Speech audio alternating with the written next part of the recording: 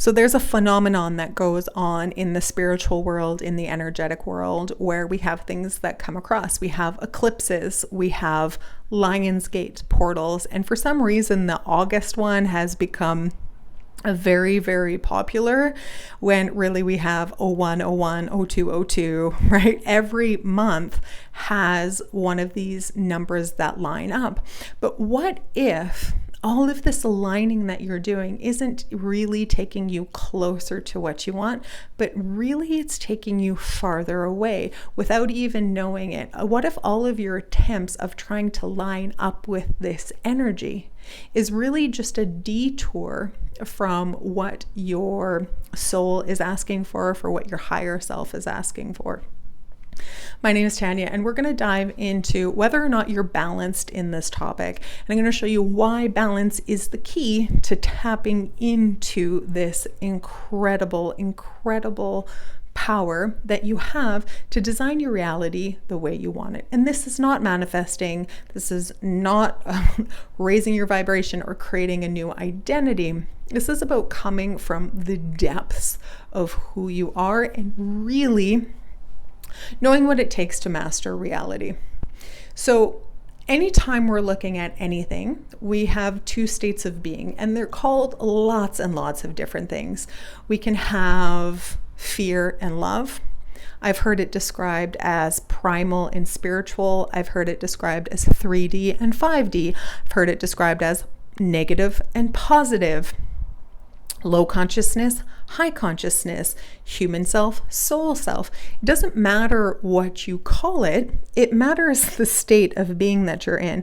And we've all seen people who have zero interest in the spiritual world, and they make massive changes in their life. They go maybe from poverty into great riches, or they seem to find their thing in life. Maybe they go from being ill to what seems to be a miraculous healing, or finding the love of their life. And people will often share with you their path, and that's all well and great.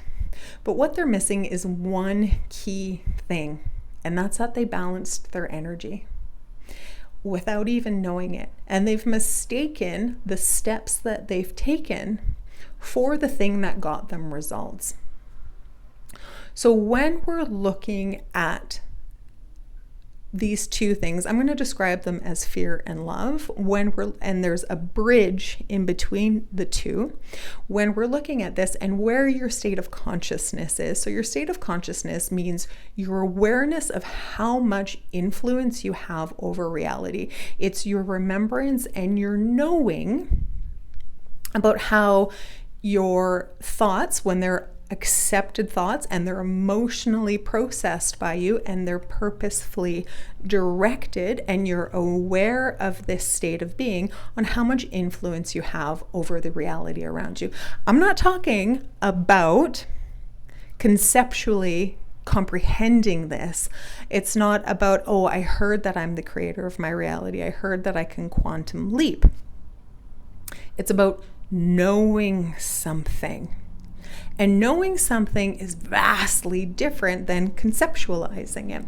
So when I know that my name is Tanya, when somebody calls Tanya, I look around.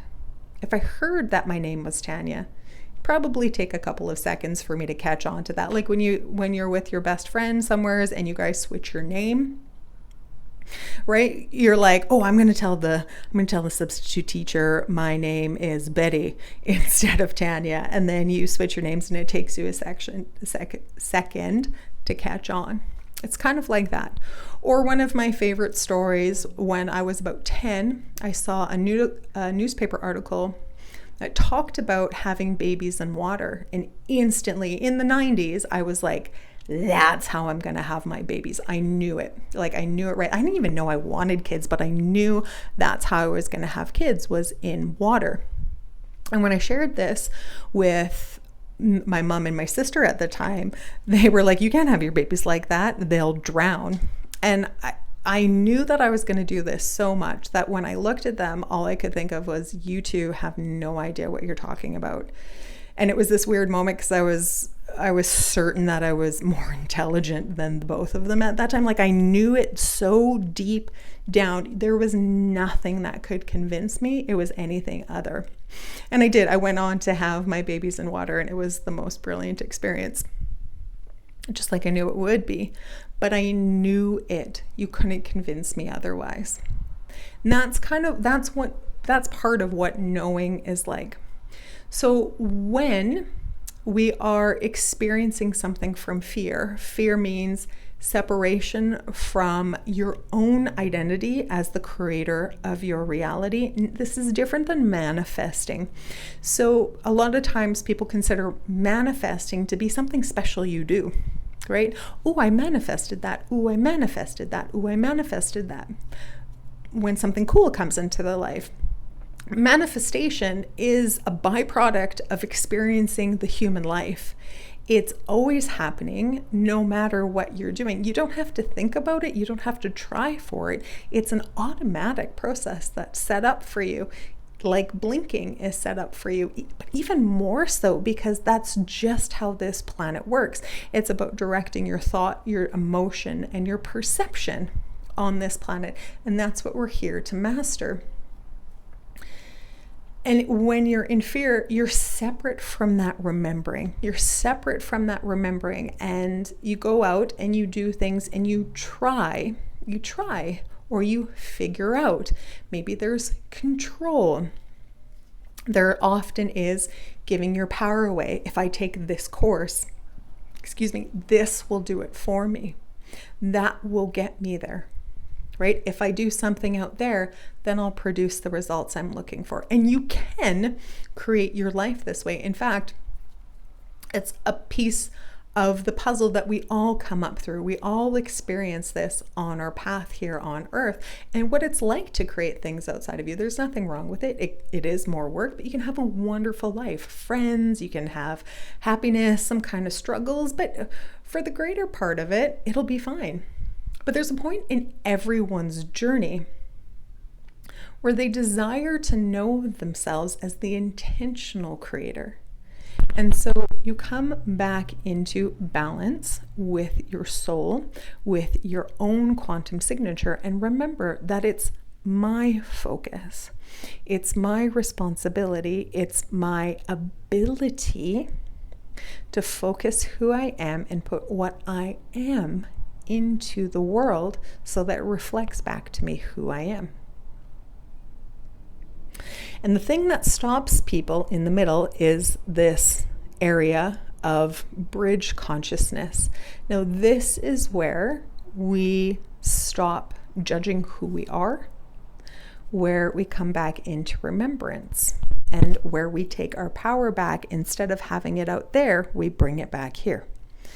And in many spiritual circles, or many theories, and there's nothing wrong with these theories, they serve people for a very long time until they desire to have something more, until there's the desire to look outside of it, to say, what else is there? What else is there? And you go from giving a portal, an eclipse, the moon, your astrology, anything really, you go from giving your power into that, for letting it define who you are, into saying, well, I'm the one who created this. I'm the one who created me as I am. And yes, astrology is a wonderful way to remember certain traits about yourself, certain synchronicities, and how you're designed to work when you've been told otherwise by a culture for so long, and when you've found yourself living through other people's values, other people's identities without even knowing it. Just because you love these people, you accept the way they see things instead of coming into your own. So when we decide that we're the ones who have the power, right? It's cool to tune into something, but I'm the one who brings this to fruition. So instead of having to align yourself with something that's outside of you, that power is continually brought back in, and it's the inner state of choosing the thought, the emotion, and the perception that starts to create your reality. It's about engaging in life with those unique ways that you were really that you're really bringing to this planet. You know, nobody can create reality like you do with everything that you have, right? It's like, I love a good, like a good workaround, you know, when something is a normal way that everybody loves to do it, I love to find another way to do it. I love to find that workaround, you know, where it's uncommon, right?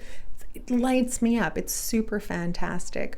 Or just the absolute brilliance of children and how they see the world like nobody else can, and possibility. Right? Whatever you have in your own world is meant for you to bring that into your life. So when we're out of balance with our soul, what this means, or our highest potential, our highest self, this means we are living in a world of, we're living in the material world where you have to touch things and you have to interact out there. But to bring your power back into a higher state of consciousness, into where you create it from the inside and allow reality to work for you, is to pull back all of your power. It's to interact from that place, and that's where you have the greatest ability. But what stops it is the judgment in the middle, the bridge consciousness, where we don't believe we can have that much power, where we doubt ourselves, where we start listening to other people or giving our power away to a portal to change our life for us. So when you engage with this and expect to align with that and expect that to do something for you, you're out of balance with your own authenticity and your own power, because there's an expectation from it. And there's a little bit of, well, I don't really like this word, victimhood, meaning I can't do it for myself. I have to do this thing that's greater than me. Where when we're seated in our strength and in our power, we say it's more understanding and comprehending. It's more living it, saying, okay, so there's an energy here. There's a reminder of who I am, a reminder to sync myself with the elements, to come back into all that I am, to know that maybe that is a bit of a reminder. Maybe that is a bit of a reminder in this distraction to come home to a truth that I've already known, and to expand my inner knowing. And there are multiple people celebrating at the same time. There are multiple people tuned into this. So I can tap into that as well.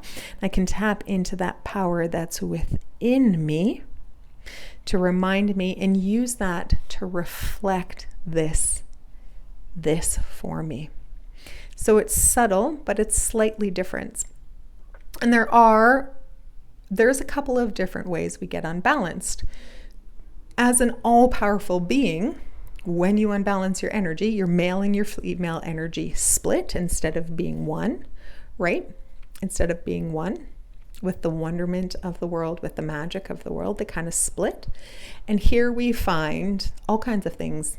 We find attachment, we find control, we find punishment, we find sacrificing. There's all kinds of different ways to show us that we're out of balance with something. But whatever it is, it's like trying to get your vehicle out of mud, because you're spinning your tire, spinning and spinning and spinning. Eventually, you'll probably figure it out. But coming into balance is like having that tow truck pull you out instead of having people try to push you out. It's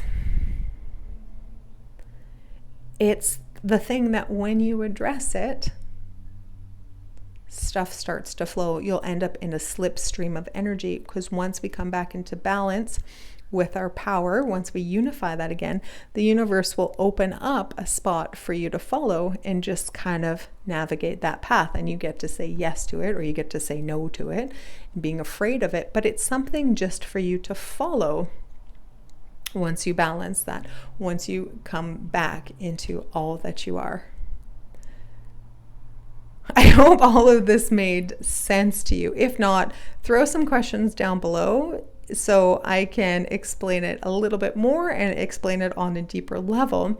But really what we're looking for here in all of these events, in all of these coming together of these portals and stuff. I know I've done it before, like where I've tried to tune into this stuff and I just get so disappointed. Like, well, how come it's not working for me? How come it seems to like it's working for other people, but it's not working for me? And it's not that you're doing anything wrong. It's most often that your soul's like, well, I've done that before. I'm ready here to take on more of my power and to intentionally create things instead. So instead of waiting for the Lion's Gate portal or an eclipse or something to do something for you, to step into your power can be more playful. It can be more fun than you ever thought it would be.